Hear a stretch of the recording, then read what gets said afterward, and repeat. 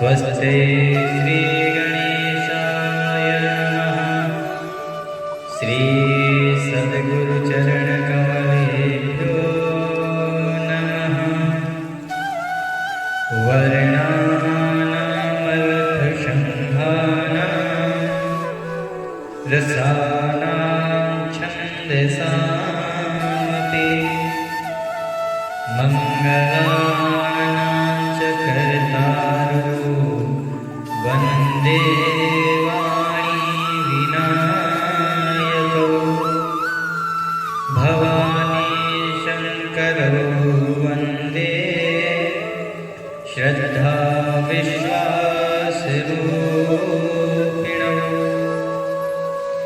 याभ्यां विना न पश्यन्ति सिद्धाः स्वान्तस्थमीश्वरम् गुरुर्ब्रह्मा गुरुर्विष्णु गुरुर्देव महेश्वरः गुरुः साक्षात् परब्रह्म तस्मै श्री गुरवे नमः।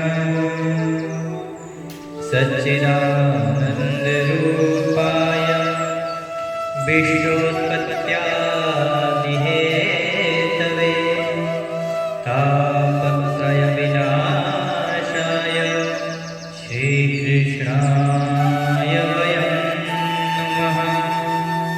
यं प्रव्रजन्तमनुपेतमपेतकृत्यं द्वैपायनो विरहकातर्याजुहाव पुत्रेति तन्मयतया तरगोऽभिनेदोस्तं सर्वभूतहृदयं मुनिमानतोऽस्मि। कर्पूरगौरं करुणावतारं संसारसारं भुजगेन्द्रहारं सदा वसन्तं हृदयारविन्दे भवं भवानी सहितं नमामि भवं भवामि सहितं नमामि। बोलिए भागवत महापुराण की बाके बिहारी लाल की व्यास जी भगवान की सुखदेव जी महाराज की। ओम परात्पर ब्रह्म अकारण करुणावरुणालय भक्तवांछा कल्पतरु तड़िगिल विनिंदित पीतांबरधारी श्री बालकृष्ण लाल की वाङ्मय प्रतिमूर्ति ये भागवत महापुराण हम लोग नित्य के भांति ही आज के इस पावन प्रसंग में प्रवेश करते हैं। हम लोगों ने कल जड़ भरत जी के पूर्व चरित्र का श्रवण किया, किस प्रकार से भरत जी महाराज ऋषभ देव जी के पुत्र से एक हिरण का रूप धारण कर लिया। वह केवल और केवल मोह के कारण और आसक्ति के कारण हुआ। हम जिस भी भावना से हो सके तो केवल केवल परमात्मा का ही स्मरण करें। भरत जी इतने बड़े प्रतापी राजा हुए कि इन्हीं के नाम से अजनाब वर्ष से इस देश का नाम भारतवर्ष पड़ा। ओ महाराज भरत,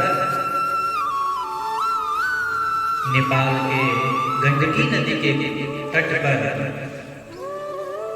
आश्रम में रहते हैं, हरियर क्षेत्र में रहते हैं, और ऐसे दिव्य क्षेत्र में रहने के बाद भी उनकी मुक्ति नहीं हो सकी और उनको दोबारा जन्म हिरण के रूप में लेना पड़ा। भगवान के अनन्य भक्त थे, निरंतर भगवान का सेवन, भगवान का पूजन, भगवान का अर्चन ही करते रहते थे। परंतु कहते हैं कि समय कब क्या करवा दे किसी को पता नहीं। ऋषभ देव जी महाराज के पास सब कुछ था। महाराज परीक्षित पूछते हैं सुखदेव जी से कि जब ऋषभ देव जी के पास सभी सिद्धियां थी, फिर उनको घर पे आने की क्या जरूरत थी? वो तो ऐसे ही सबसे छुटे हुए थे, उनकी तो कहीं आसक्ति भी नहीं थी। सुखदेव जी महाराज कहते हैं इस चंचल मन को क्या भरोसा, कब कहाँ पे लग जाए, कब कहाँ आसक्त हो जाए। वही डर, वही संशय महाराज भरत के अंदर आ जाता है और महाराज भरत एक हिरण के शावक से इतना प्रेम करने लगते हैं, इतना लगाव हो जाता है कि उनका सारा पूजन पाठ धरे के धरे रह जाते हैं। सब कुछ भूल जाते हैं उनके सामने। जहाँ सुबह से लेकर शाम तक केवल भगवान का ही चिंतन, भगवान का भजन, भगवान का कीर्तन करते रहते थे, और उस शावक के आ जाने के पास केवल उस शावक को स्नान कराना, शावक को घुमाना, उसको खाना खिलाना, उसको उसके हर प्रकार की देखभाल करते थे। जैसे माता पिता बचपन में अपने छोटे बच्चे को करते हैं। अब तो भरत जी महाराज के चित्त से परमात्मा के भक्ति रूपी शक्ति भी चली गई थी। केवल और केवल उनको बस जहां देखो हिरण ही दिखाई देते। वो तो यहाँ तक कहते हैं कि धन्य है ये धरती जिस पर ये शावक चल रहा हो। देखो आज अपने आप को ये धरती बहुत गर्वान्वित भी महसूस करती होगी। इसके इस वक्षस्थल पर इस शावक के चरण कमल देखो कैसे छोटे छोटे पड़े हैं, कितना सुंदर लग रहे हैं। अंत समय में काल की जब गति चली, भरत जब अपने प्राण को त्यागने वाले थे, उस समय भी शावक वहीं पर था और उसको देख करके भरत जी सोचने लगे कि मेरे जाने के बाद इसकी रक्षा कौन करेगा? यही तो मेरे को अपना माता पिता सब कुछ मानता है। मेरे जाने के बाद ये तो अनाथ हो जाएगा। ये सोचते सोचते भरत महाराज ने अपने शरीर को त्याग दिया और कहते हैं कि अंत काल में जो सोच करके जिसके प्रति आसक्त होकर के हम अपने शरीर को त्याग करते हैं, उसी योनि में हमें फिर जन्म मिलता है। इन्होंने मृग का ध्यान करते हुए, मृग का चिंतन करते हुए अपने शरीर को त्यागा, इसीलिए इनको फिर दूसरा जन्म फिर मिलता है। परंतु ये बचपन से भगवान के अनन्य भक्त थे, भगवान का चिंतन किए थे, योगी थे। तो जितना योग किए थे उसका ये फल हुआ कि हिरण का जन्म लेने के बाद भी इनका पूर्व का जो विवेक था वो विवेक समाप्त नहीं हुआ, वो स्मृति बनी रही। जब हिरण बने तो इनको याद आया कि किस प्रकार मैंने हिरण में आसक्त होकर के अपना वो जीवन समाप्त कर लिया। बड़े भाग मानुष तन पावा, कितना भाग्य के बाद जो मनुष्य शरीर प्राप्त हुआ था, और उस शरीर को मैंने ऐसे ही त्याग दिया। इसलिए मैं अब इस मृग के शरीर में तो कोई पुण्य कार्य कर नहीं सकता हूँ। बस इतना रहे कि अब अपने परिवार से भी लगाव ना। वो अपने हिरण माता पिता को छोड़ करके और अकेले ही फिर वहीं चले गए जहाँ पर वो अपना शरीर त्यागे गंडक के नदी के तट। वहाँ पर जा करके जैसे एक संत, जैसे एक सन्यासी अपने संन्यास धर्म को पालन करते हैं, उसी प्रकार से वो हिरण अपने संन्यास धर्म को पालन करने लगे। सूखे पत्ते खा खा करके अपने जीवन यापन कर रहे हैं और काल का इंतजार कर रहे हैं कि काल आए और मेरा ये शरीर समाप्त हो। कुछ समय बीता है, काल की गति बहुत तीव्र है महाराज, कब किस पे आ जाए किसी को पता नहीं। जब उस हिरण का अंत समय आने लगा, उसी गंडकी नदी के आधा अपना शरीर अंदर करके और आधा शरीर बाहर करके वो हिरण ने अपने शरीर को त्याग दिया। जो इस जन्म से पूर्व जन्म में महाराज ऋषभ देव जी के जो पुत्र थे भरत जी, उन्होंने जो योग किया था उसका फल ये हुआ कि फिर से भरत महाराज का जन्म हुआ, वो भी मनुष्य हुए। और मनुष्यों में भी कौन? तो ब्राह्मण कुल में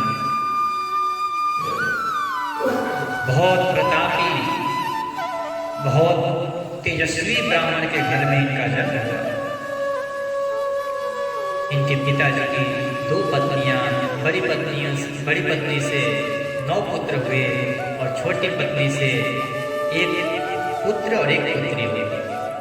तो जो छोटी पत्नी से 1 पुत्र हुए वो महाराज भरत जी के योग किए थे पिछले जन्म में, तो सब उनको पूर्व चरित्र उनको ज्ञात था, विवेक उनका क्षीण नहीं हुआ था। तो इस समय भी बोले कि फिर से भगवान ने मेरे ऊपर कृपा कर दी।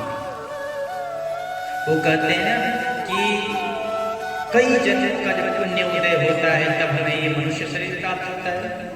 भाग्योदयेन बहुजन्म समर्जितेन, बहुत भाग्य जब हमारे पुण्य उदय होते हैं तभी हमें ये मनुष्य शरीर प्राप्त होता है।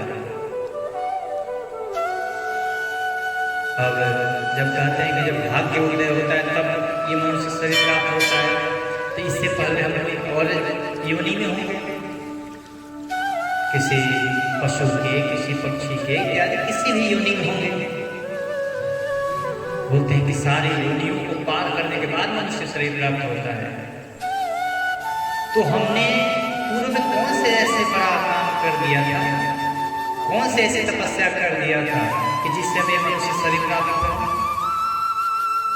आप यही देख लीजिए कि कोई भी जीव जंतु है कौन से पुण्य काम कर रहे हैं। कोई यज्ञ कर रहे हैं, कोई अनुष्ठान कर रहे हैं, कोई जप करते हैं, कोई तप करते हैं, कुछ नहीं करते। तो फिर कौन सा पुण्य उदय हुआ कि हमारे मनुष्य शरीर प्राप्त हुआ?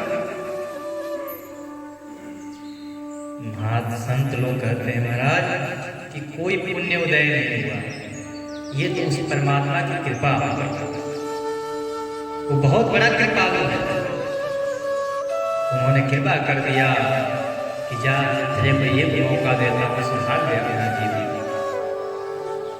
और उस नीच जीव से, उस नीच योनि से हमें निकाल करके और इस मनुष्य शरीर को उन्होंने प्रदान करवाया। कर ले स्वीकार, और हम इस मनुष्य योनि को पा करके भी जब भगवान का भजन न करे तो फिर यही भरत जी जैसा पछतावा ही होगा।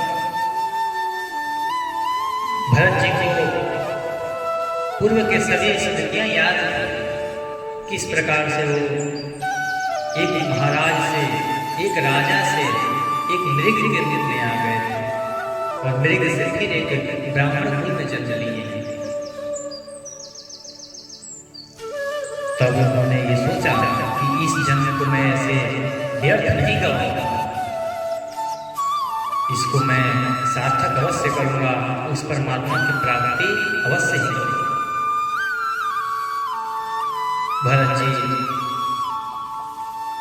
अपने भाइयों में से सबसे छोटे पुत्र थे, छोटे भाई थे। पिताजी जैसे सबसे छोटे बच्चों पर ज़्यादा लालन पालन होता है, वैसे भरत जी पर ज़्यादा ध्यान देते थे, परंतु उनके जितने भाई थे सभी बड़े बड़े विद्वान हुए, बड़े कर्मकांडी हुए। परंतु भरत जी महाराज बोले कि मुझे इस चक्करों में नहीं फंसना है। अगर मैं अपना वो पांडित्य वो विद्वता दिखाऊंगा तो फिर मेरे को इस संसार में फंसना पड़ेगा, मेरे को इस संसार से बचना है। इसलिए वो अपने स्वजनों से, अपने परिवारों से भी बच के रहते थे, किसी से ज्यादा मतलब नहीं रखना उनको। सारे भाई बड़े हुए, सबका 14 संस्कार हुआ विवाह से पूर्व का। सब लोगों ने विद्या अध्ययन किया, बड़े बड़े विद्वान हुए। उसी प्रकार से भरत जी महाराज थोड़े बड़े हुए, इनका भी संस्कार अन्य पुत्रों के जैसे ही इनके पिताजी ने किया। अब भरत जी को पूरा शौचादि क्रियाओं का ज्ञान देते थे इनके पिताजी, कैसे करना है, कैसे रहना है, कैसे समाज में विचार करना है, बात करना है, सभी प्रकार के ज्ञान उपदेश करते थे। परंतु भरत जी महाराज कुछ उस पर ध्यान ही नहीं देते थे। केवल एक जड़ के भांति, ये मूर्ख के भांति ऐसे अपना जीवन यापन कर रहे हैं। सब इनको पागल, मूर्ख, जड़ ना जाने कौन कौन से नाम से पुकारने लगे थे। इन्होंने सोचा यदि मैं इस संसार में फंस गया तो फिर पिछले जन्म के जैसा मेरा ये जीवन भी व्यर्थ चला जाएगा, फिर ना जाने परमात्मा फिर अवसर दे या ना दे। इतना कुछ हो जाने के बाद भी जो भरत जी के पिताजी थे वो अपना परिश्रम नहीं छोड़ा। पिता तो पिता होते हैं। उन्होंने कहा कि मैं अपने पुत्र को अवश्य ही ज्ञान दूंगा, इसको अवश्य ही पढ़ाऊंगा। अपने अन्य पुत्रों के भांति इनका भी विवाह से पूर्व के सभी संस्कार करवा दिए, यज्ञोपवित्र संस्कार करवाए और बोले कि अब इसको मैं वेद पढ़ाऊंगा। वेद पढ़ाने से पहले जब यज्ञ पवित्र होता है तो हम लोगों को गायत्री मंत्र पढ़ाया जाता है। भरत जी को इनके पिताजी ने गायत्री मंत्र पढ़ाया। भरत जी को 4 महीने में भी त्रिपदा गायत्री मंत्र भी याद नहीं हो पाया व्याहृति से ही। ये इतने मतलब अपने आप को मूर्ख में ढाल लिए थे, मूर्खता में सब परेशान थे। फिर भी इनके पिताजी ने अपना परिश्रम करना नहीं छोड़ा, इनको पढ़ाते रहे। भरत जी को ये लगा कि मैं अगर ये मंत्र सुना दूंगा तो फिर अगले बार दूसरा मंत्र पढ़ाएंगे, वो भी सुनाना पड़ेगा, फिर पढ़ाएंगे, फिर सुनाना पड़ेगा। तो मेरे को जब मैं ज़्यादा पढ़ लूँगा फिर मेरे को बोलेंगे कि जा बेटा थैला उठा और कर्मकांड कर। मेरा जन्म तो परमात्मा की प्राप्ति के लिए हुआ है, मैं कहाँ इस कर्मकांड में और इत्यादि पूजन पाठ में फंसूंगा। इससे अच्छा मैं अपने आप मूर्ख ही रहने दें। भरत जी महाराज ऐसे ही अपने जीवन का यापन कर रहे हैं। युवावस्था को प्राप्त हो गए। भरत जी के पिताजी वृद्धावस्था को प्राप्त होकर के काल की गति आई और उनके आधे सपने पूरे हुए, आधे सपने पूरे भी नहीं हुए थे, क्योंकि उनका छोटा बेटा पढ़ा ही नहीं था। उनका सपना था कि मैं अपने छोटे पुत्र को खूब पढ़ाऊंगा। और उनके पिताजी का स्वर्गवास हो गया। जब उनके पिताजी का स्वर्गवास हो गया, भाइयों ने भी देखा कि अब ये पढ़ेगा ही नहीं, तो बोले कि छोड़, नहीं पढ़ेगा तो मत पढ़। इनके भाइयों ने प्रयत्न करना भी नहीं चाहा और ना प्रयत्न किया कि उसको पढ़ाएंगे। बोले ठीक है, जो तुझे करना है कर। अब भरत जी महाराज स्वतंत्र हो गए, कोई कुछ बोलने वाला नहीं था। इनको जो इनके भाई जहाँ कह देते थे कि यहाँ चला जा, वहीं चले जाते थे। कभी बोलते थे कि खेत में चला जा, खेत को देख के आ जा।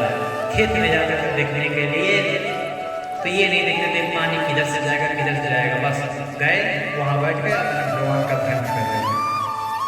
जहाँ बैठते थे वहीं भूख लगा, जाकर किसी का मजदूरी कर लिए, कुछ खाने को दे दिया था। ऐसे इनका दिन चल रहा है। उसके बाद के हम लोगों ने कल कथा श्रवण किया था कि भद्रकाली के उपासना के लिए कुछ नीच ने इनको पकड़ करके ले जा करके और बलि चढ़ाना चाहा। यह था अच्छा हृष्ट पुष्ट ही इसका बलि माता भद्रकाली को अति प्रिय होगा। ये तो अनन्य भक्त भगवान ये कैसे सहन कर सकते हैं। माता भद्रकाली वहीं की प्रकट हुई और उसी खड़ग से सभी जितने आतताई थे, जितने वहां पे राक्षस थे, सबका समाप्ति कर करके और वहां पर माता जी को भरत जी को प्रणाम करके और वहां से चले गए। उसके बाद की कथा आती है कि भरत जी से एक राजा मिलते हैं। सुखदेव जी कहते हैं, ये परीक्षित, हे राजा, एक बार सिंधु सौवीर देश का राजा जिसका नाम था रघुगण, ये अपने पालकी पर बैठ करके और इक्षुमती नदी के किनारे पहुंचा। कहीं जाकर वहां पर पहुंचा तो इसके जो पालकी उठा रखे थे उनको एक कहार की आवश्यकता पड़ी, क्योंकि बहुत दूर से यात्रा आ रही थी, सब थक गए थे, पालकी सही से चल नहीं पा रहे थे। तो इनके कहारों को एक कहार की आवश्यकता पड़ी, तो इनके सैनिक जाकर के कहार ढूंढने लगे। वहीं पर भरत जी महाराज को देख करके इन्होंने सोचा कि ये अच्छा है, अच्छा ब्रह्मचारी है, हृष्ट है, तगड़ा सा दिख रहा है, पालकी अच्छा से ढोएगा, ये इसको ही ले चलते हैं। और भरत महाराज जी को जबरदस्ती पकड़ करके ले। भरत जी महाराज तो संत आदमी, वो कहाँ किसी को कुछ बोलने वाले, बोले ठीक है चल। ले जाकर के जबरदस्ती पालकी में उनको भी जोड़ दिया कि चल उठा दे चल। भरत जी महाराज तो अहिंसा परम धर्म के नियम पर चलने वाले हैं, उनके हाथ से किसी प्रकार का पाप न हो जाए, इसीलिए पालकी में जुड़े हुए हैं और अपने से एक बार आगे केवल देखते हैं, ज्यादा दूर नहीं देखते, एक बार केवल अपने पैर से दूर देखते हैं कि कहीं पैर के नीचे कोई चीज ही ना आ जाए, कोई जीव ना आ जाए, क्योंकि अगर वो दब जाएंगे तो पाप लगेगा, और पाप लगेगा तो फिर उस पाप को भोगने के लिए मुझे फिर जन्म लेना पड़ेगा।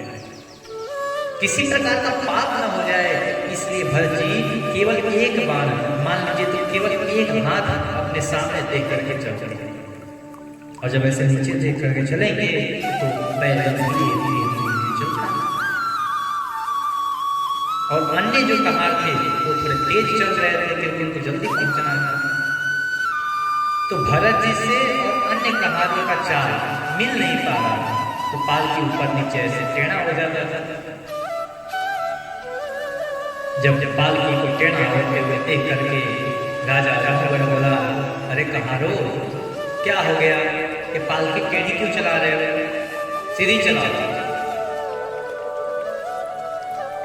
जब ऐसा बोला कहारों ने सोचा कि महाराज तो कुपित हो रहे हैं, यदि इनको सत्य ना बताया गया तो ये हमें दंड देंगे। तो उन कहारों ने कहा कि महाराज हम लोग उनको आपके बारे में सब पता है कि आपके पालकी को कैसे ले चल रहे हैं, लेकिन इसमें हमारी कोई गलती नहीं है। हमारे पालकी के इस कहार के टोली में एक नया कहार जुड़ा हुआ है, उसी का चाल हम लोगों से नहीं मिल पा रहा है, इसलिए हम लोगों का चाल अलग अलग हो जा रहा है, पालकी हिलने लग रही है। रघुगण ने इनके इस दिन वाणी को सुन करके भरत जी से कहा, अरे भाई मेरे को लग रहा है कि तुम बहुत थक गए हो, इसीलिए तुम चल नहीं पा रहे हो, नहीं तो तुम तो देखने में हृष्ट पुष्ट हो, मेरे को लग रहा है कि तुम्हें कुछ दिनों से खाना नहीं मिला है। इसलिए तुम चल नहीं पा रहे हो, या फिर तुम कहीं अकेले तो नहीं इस पालक को उठाए हो। मेरे को तो ऐसा लग रहा है कि किसी ने कुछ सहारा ही नहीं लगाया है, केवल तुम ही इस पालकी को उठा रखे हो। यज्ञ के रूप में ऐसे ऐसे वाणी बोले रघुगण ने कि कोई अन्य होता उतने पर चिढ़ जाता, उतने को बोलता कि कुछ बात विवाद फैल जाते, परंतु भरत महाराज जी तो संत आदमी रघुगण बोलते गए और वो सोचते रहे। बोलते हैं कि ऐसे व्यक्तिवाणी बोलते हैं कि तुम तो इतने पतले हो, कट्ठे कट्ठे भी नहीं है, देखो ना तुम्हें ज्यादा थकावट हो गई है। परंतु भरत जी महाराज कुछ नहीं बोले, चुपचाप पालकी उठा करके चलते रहे। जब राजा रघुगण ने देखा कि इतना समझाने के बाद भी ये व्यक्ति वैसे ही चल रहा है जैसे पहले चल रहा था,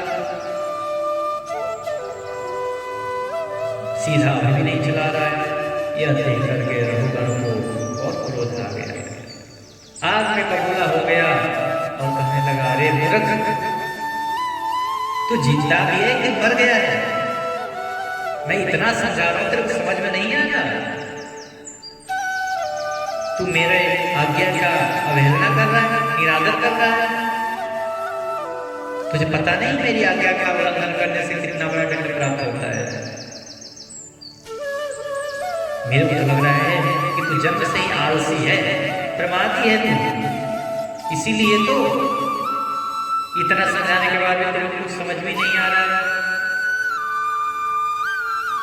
तो ये मत बोल कि मैं एक राजा हूं और तुझे अभी दंड दे सकता हूं। तू अगर नहीं माना तो तेरा मैं अभी इलाज करता हूं, तू ठहर। जब तेरा इलाज करूंगा तब तेरे होश ठिकाने में आएंगे। इधर राजा रघुगण प्रतापी राजा थे, कोई सामान्य राजा नहीं थे, और इन्होंने संतों का संग किया था, इसलिए ज्यादा कुछ अनर्गल बातें नहीं कहे। परंतु राजा थे, क्षत्रिय थे, खून में गर्व रहता था, तो इसलिए थोड़ा जैसे राजाओं का स्वभाव होता है डांटने का, वैसे उन्होंने भरत जी पे डांट लगा दिया।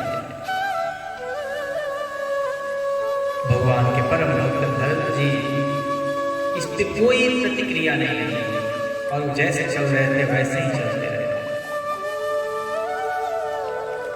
जानते थे कि इस राजा का भी बुद्धि कच्ची है। जब रघुगण की इस प्रकार के वाणी को सुने तब महाराज भरत जी ने कहा कि राजन, तुमने जो कुछ कहा वो सब सही है, सही तुमने कहा, उसमें कोई उलाहना नहीं है, किसी प्रकार का व्यंग नहीं है। तुमने कहा ना कि भार तो तू अकेले उठा रखा है, सही बात है, लेकिन एक बात मैं आपको बताता हूं कि यदि भार नाम कोई चीज है तो वो भार ढोने वाले के लिए है, वो भार पर बैठने वालों के लिए नहीं है। यदि दूरी नाम की कोई चीज है तो मार्ग पर चलने वालों के लिए है, घर पर बैठने वालों के लिए नहीं है। इसीलिए मोटापन, हल्का, पतला, ये सब मेरे अंदर तो है ही नहीं। ये सब इस शरीर का विकृति है, इस शरीर का स्वभाव है। स्थूलता, कृष्णा, आदि, व्याधि, भूख, प्यास, भय, कला, इच्छा, बुढ़ापा, ये सब केवल इस देह का है। उस आत्मा तो परम स्वतंत्र है, उस आत्मा को तो कुछ हो ही नहीं सकता है। इसीलिए जो तुमने कहा वो सब सही है। मैं तो उस परम पुरुष, उस परमात्मा के स्वरूप हूँ, ना मैं मोटा हूँ, ना पतला हूँ, ना मैं तुम्हें ढो रहा हूँ, ना तुम मेरे ऊपर बैठे हो। ये तो तुम इस शरीर से काम करवा रहे हो, तुम इस शरीर से चाहे कुछ भी करवा लो, हमें क्या उससे। तुमने बहुत अच्छी बात कही है कि मैं राजा हूँ, मैं तुम्हें दंड दे सकता हूँ। तुम राजा हो, दंड से दे सकते हो, लेकिन किसको दंड दोगे? क्या आत्मा को दंड दे सकते हो? तुम दंड दोगे इस शरीर को, ये शरीर नश्वर है, नष्ट हो जाएगा, क्या तुम्हें फायदा मिलेगा नष्ट करने से? तुम्हें यदि स्वामित्व का, राजा होने का अभिमान है तो भी उसमें तुम्हारा ही नुकसान है। अगर तुम राजा हो तो बताओ, मैं तुम्हारी क्या सेवा करूं? मैं तो आत्मा स्वरूप हूं, मैं तुम्हारी कोई सेवा कर ही नहीं सकता, क्योंकि आत्मा जो है, आत्मा के पास ना हाथ है, ना पैर है, ना कुछ मुख है, ना कान है, कोई इंद्रिया है नहीं, तो आत्मा बोलेगी कैसे, चलेगी कैसे, घूमेगी कैसे? तुम अपने आप को राजा समझ रहे हो? तुम कैसे मानते हो तुम राजा हो? जो तुम्हारे अंदर है वो हमारे अंदर है, हम दोनों एक ही तो हैं। इसमें तुम राजा और मैं प्रजा कैसे? ऐसे तो मैं भी बोल सकता हूं, तो मैं राजा और तुम प्रजा। इस प्रकार वेदांत वाक्य के रूप में जब हमको इस प्रकार भगवान की वाणी सुनाई दी, तब रघुगण ने सोचा वो ये सामान्य प्राणी नहीं है। सुखदेव जी महाराज कहते हैं कि परीक्षित, भरत जी ने यथार्थ तत्व का उपदेश किया और इतना उपदेश करने के बाद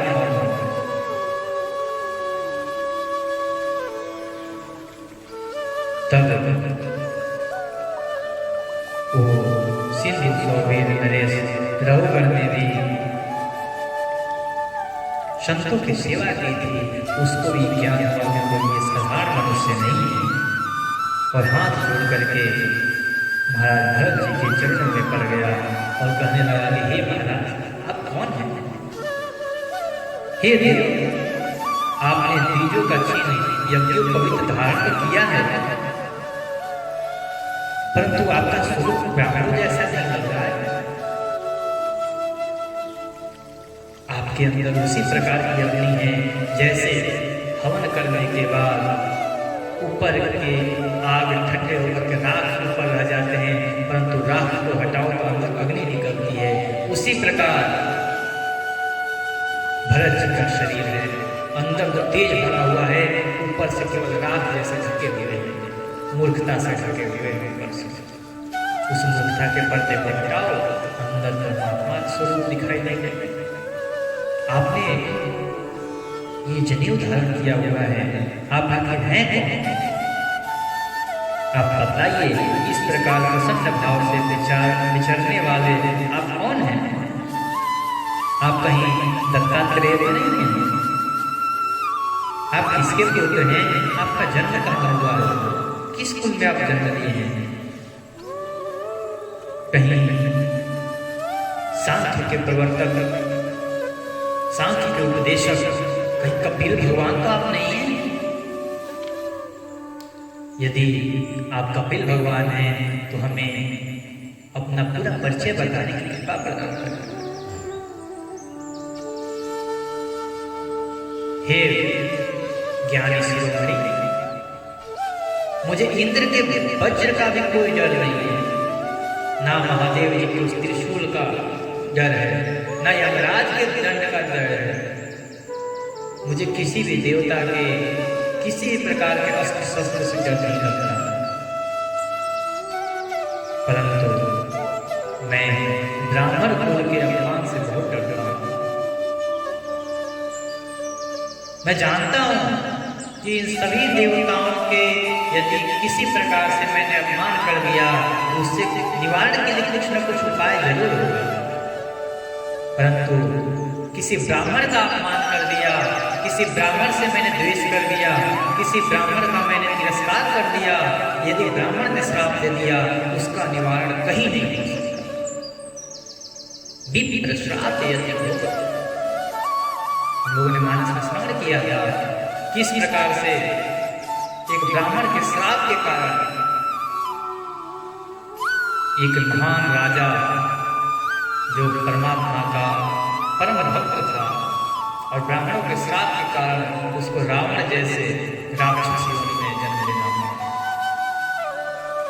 ब्राह्मणों का श्राप बहुत होता है। बोलते हैं कि ब्राह्मण से तो परमात्मा भी हारे हैं।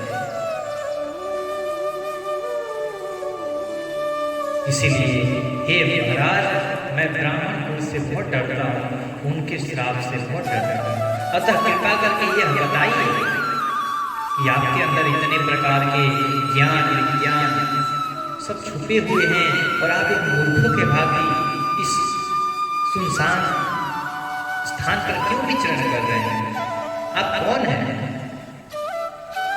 आप ना किसी विषयों में आसक्त हैं, आप सारे विषयों से अनासक्त हैं।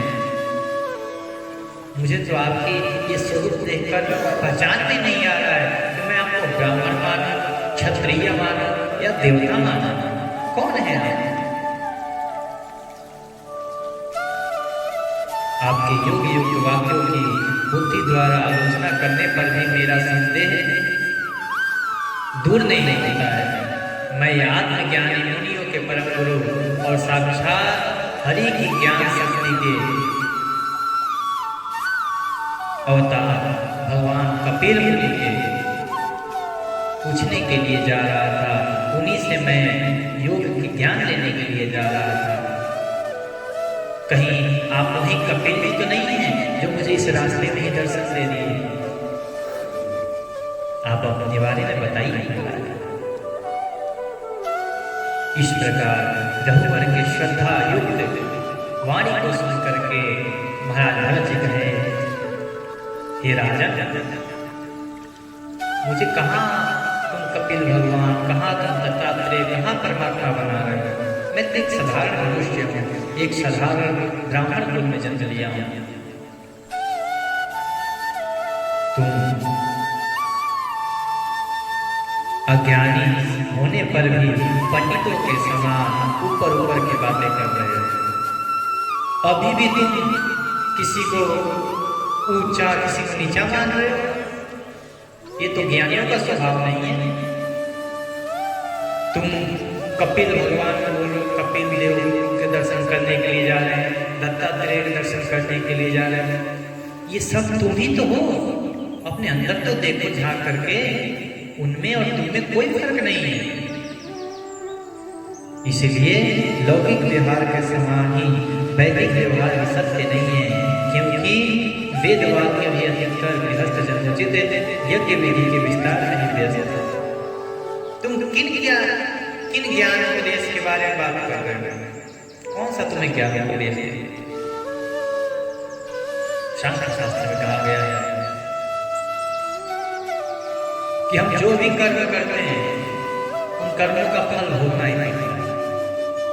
इस संसार में लोग अपने 3 प्रकार के दुखों से ही निवृत्त नहीं हो पाते हैं। 3 प्रकार के दुखों में ही लगे रहते हैं। किसी को किसी प्रकार के दुख, किसी को किसी प्रकार के दुख, किसी को आध्यात्मिक दुख है, किसी को आधिदैविक है, किसी को आधिभौतिक है, लगा ही है। और मनुष्य इन तीनों दुखों से निवारण करने के लिए प्रयत्न करते रहता है, परंतु फिर भी निवारण नहीं होता। इसका निवारण कैसे हो महाराज? तो आजकल क्या पुरानी प्राचीन विधि है कि हम ज्ञान अर्जन करें, हमारे अंदर ज्ञान हो तो हम इन 3 प्रकार के दुखों से निवारण हो सकता है। 3 प्रकार के दुख के निवारण के लिए हम यज्ञ करते हैं, अनुष्ठान करते हैं, श्रौत स्मार्त कर्म करते हैं। परंतु कहते हैं कि यदि हम यज्ञ भी करें, अनुष्ठान भी करें, वेद भी पढ़ें, उसमें कोई न कोई चूक हो जाते हैं। वेद पढ़े, स्वरों की चूक हो जाती है कहीं न कहीं। यज्ञ करें तो यज्ञ में जब लकड़ी डालते हैं या किसी प्रकार की आहुति डालते हैं, उसमें कुछ जीव रहते हैं, वो भी जल करके भस्म हो जाते हैं, तो इसका पाप पड़ता है। तो इस यज्ञ का क्या फल हुआ? उस वेद पढ़ने का क्या फल हुआ?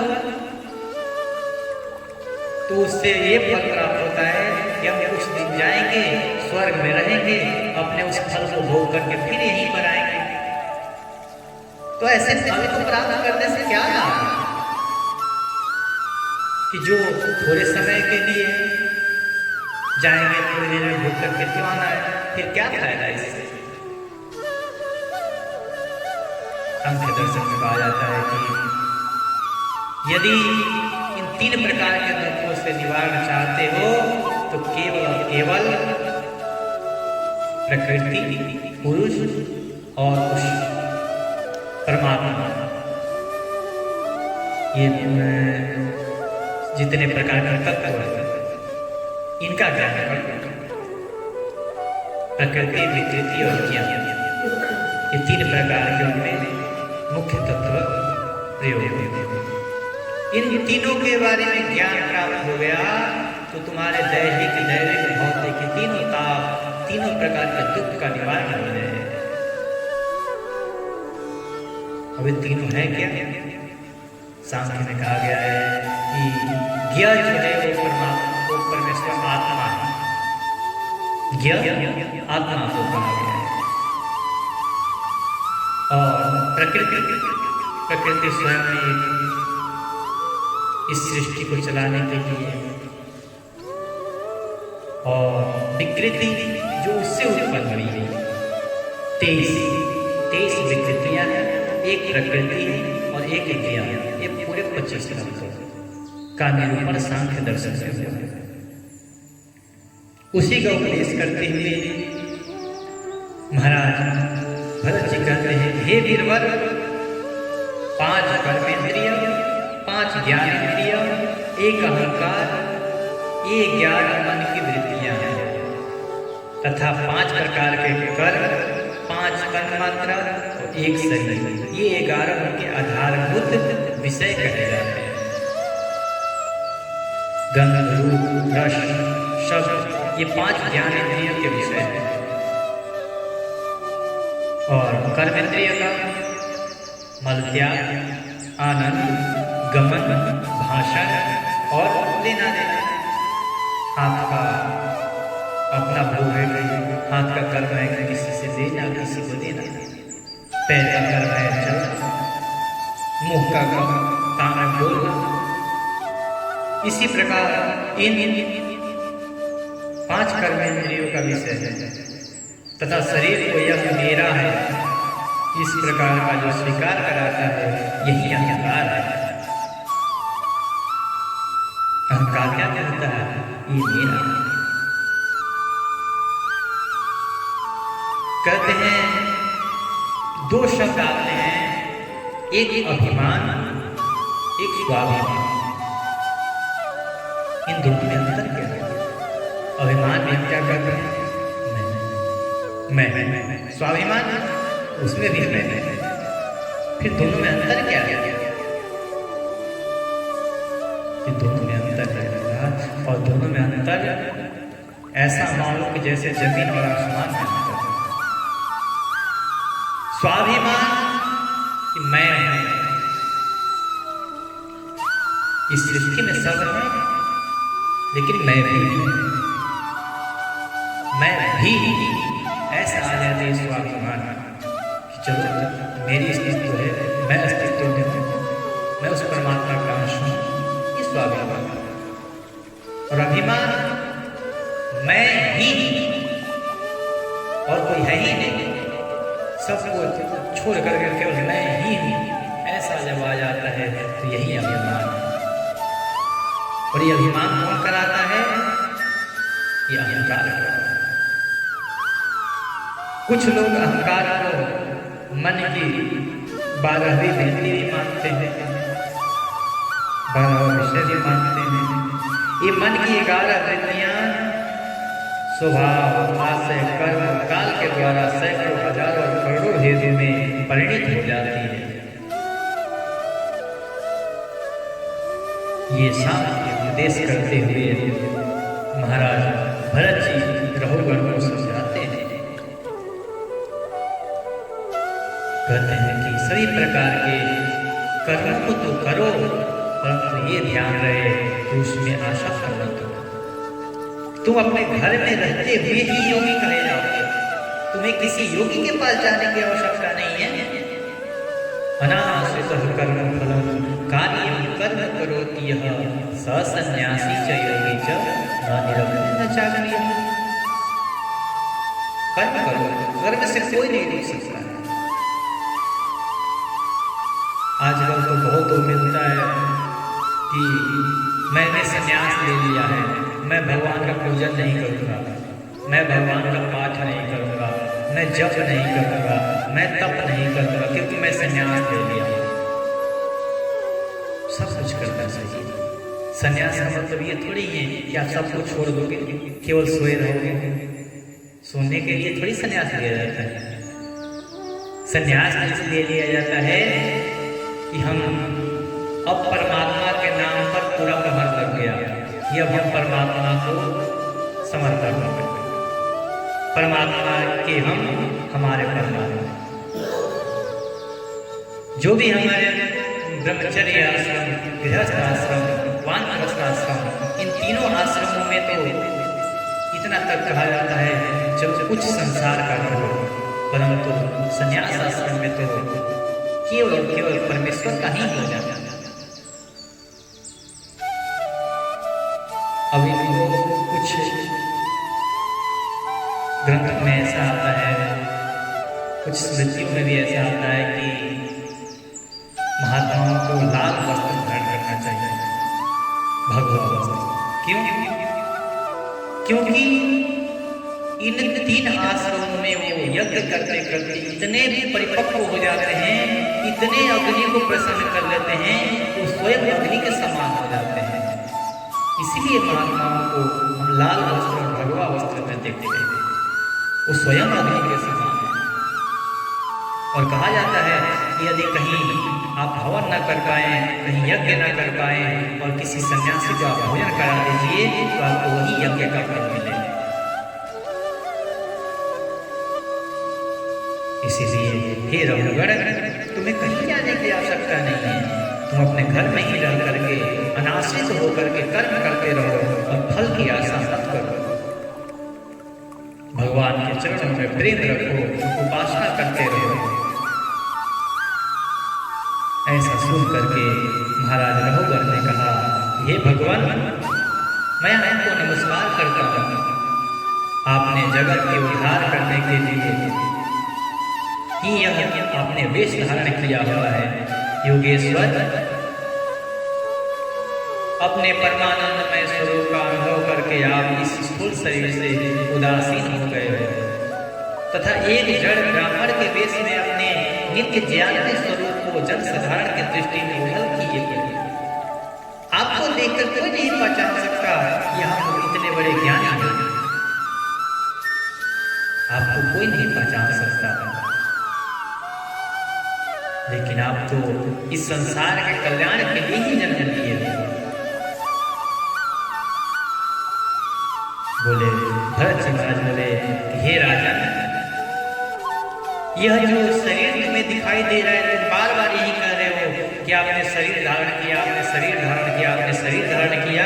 तो ये शरीर जो दिखाई दे रही है कोई कीमती थोड़ी, मिट्टी की है।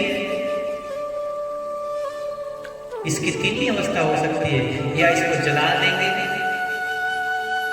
जला देंगे तो जल करके भस्म हो जाएगी, जल में फेंक देंगे तो जलीय जीव खा जाएंगे, इसको जमीन में डाल देंगे तो जमीनी कीड़े खा जाएंगे, गल जाएंगे। यही तीन अवस्था हो सकती है। और कौन सी अवस्था है? इसको किस शरीर पर अभिमान करना है? अभिमान करना है तो इस बात का करो कि हमें ये शरीर प्राप्त हुआ है और इसी जन्म में हम उस परमात्मा को प्राप्त कर लेंगे। मैं तुम्हें ज्यादा क्या बताऊं, मैं अपने पूर्व जन्म के बात बताता हूं तुम्हें। मैं पूर्व जन्म में भरत नाम का राजा था। ऐहिक और पारलौकिक दोनों प्रकार के विषयों से विरक्त होकर के मैं भगवान की आराधना नहीं लगा रहता था, परंतु समय कब किसको कहाँ मोड़ दे किसी को नहीं पता चलता। मैं एक मृग में आसक्ति हो जाने से मुझे आराधना से भटकना पड़ा और मुझे मृग की योनि में फिर से जन्म लेना पड़ा। किंतु भगवान श्री कृष्ण की आराधना के प्रभाव से उस मृग योनि में भी मेरे पूर्व जन्म की स्मृति समाप्त नहीं हुई थी। इसी से अब मैं जन्म संसर्ग से इस संसार के लोगों से मिलने जुलने में बहुत डरता कि कहीं मैं फिर उसी आसक्ति में फंस ना जाऊं। ये मेरा है, ये मेरे पिता, ये मेरे भाई, ये मेरे पुत्र, ये मेरी पत्नी। मैं इसमें फंसना नहीं चाहता, इसीलिए मैं अपने उस स्वरूप को छिपाए बैठा हूं। सारांश यह है कि विरक्त महापुरुषों को सत्संग से प्राप्त ज्ञान रूप खड्ग के द्वारा मनुष्य को इस लोक में ही अपने मोह बंधन को काट देना चाहिए। सभी जीवों के लिए और खास करके मनुष्य के लिए उस परमात्मा ने एक हथियार दे रखा है, एक खड्ग, एक तलवार दे रखा है, जिससे इस संसार के बंधन को तोड़ सकते हैं, काट सकते हैं। तो कौन सा खड्ग है महाराज? तो है सत्संग। सत्संग में लगो, उस सत्संग रूपी तलवार से सत्संगी तुम्हें बताएगा कि तुम्हारे अंदर कौन सा दोष है, किस बंधन में बंधे हो। सत्संग को तो जैसे आजकल में एक्सरे मशीन है, वो एक्सरे मशीन ही है ये सत्संग। जब हमारे मन में कुछ ऐसा लगता है कुछ गड़बड़ है हमारे शरीर में, तो हम जाते हैं डॉक्टर के पास, वहाँ इलाज करवाते हैं, वहाँ चेकअप करवाते हैं, तब हमें पता चलता है कि हमें ये गड़बड़ी है। इस मनुष्य को कैसे पता चलेगा हमसे क्या पाप हो रहा है, क्या गलती हो रहा है? तो एक्सरे मशीन केवल सत्संग है। सत्संग में जाओगे, संतों के साथ बैठ जाओ, तुम्हारी गलती तुम्हारे सामने आकर के नाचेगी। तुमने क्या गलती किया है, क्या गलती कर रहे हो, ये सब आकर तुम्हारे आंखों के सामने नाचने लगेगी। ये एक्सरे मशीन है। और जब तुम्हें पता चल जाए कि मेरी क्या क्या गलती है, बस उसको उसी सत्संग रूपी तलवार से समाप्त कर दो। ऐसा भरत जी महाराज रघुवर को उपदेश करते हैं। कहते हैं कि फिर श्री हरि की लीलाओं के कथन और श्रवण से भगवत स्मृति बनी रहने के कारण वह सुगमता से संसार मार्ग को पार करके भगवान को ही प्राप्त कर लेता है। इसीलिए केवल उस परमेश्वर का ही ध्यान करो, परमेश्वर का ही स्मरण करो। आज की कथा हम लोग यहीं तक रखते हैं। अगली कथा भवाटनी का वर्णन, रघुवर का संशय का निवारण महाराज भरत जी अपनी वाणी से करेंगे। अगली कथा हम लोग कल श्रवण करेंगे। बोलिए बाबा बिहारी